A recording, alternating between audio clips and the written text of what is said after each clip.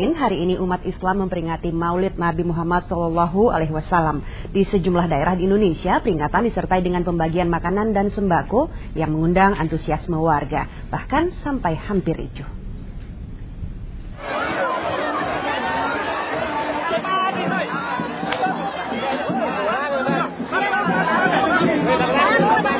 Berawal dengan ritual peringatan Maulid Nabi di rumah adat Bala Lompoa, Goa, Sulawesi Selatan, berubah menjadi tidak tertib. Adegan ini bermula saat pembagian makanan dan sembako oleh panitia. Blokade petugas yang berjaga tidak mampu menahan jumlah warga yang mencapai ratusan orang untuk merebut sembako. Untung saja kekacauan tidak berakhir anarkis dan tidak sampai menimbulkan korban.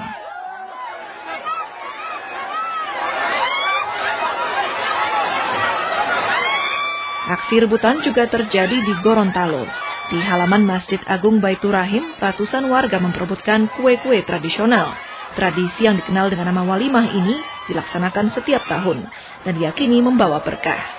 Awalnya kue diarak keliling kota sebelum dibawa ke masjid untuk didoakan oleh para pemangku adat yang bersikir semalam penuh.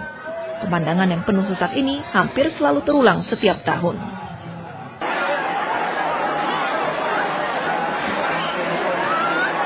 Pemandangan padat juga terlihat dalam peringatan Hari Maulid Nabi di Keraton Kasunanan Surakarta Hadiningrat, Solo, Jawa Tengah.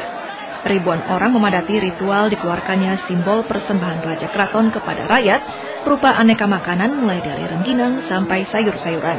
Begitu tinggi antusias warga, mereka sudah menyerbu bahkan sebelum upacara pembacaan doa selesai. Ritual Grebek Maulid digelar setiap tahun untuk memperingati hari kelahiran Nabi Muhammad, sekaligus menandai puncak perayaan Sekaten.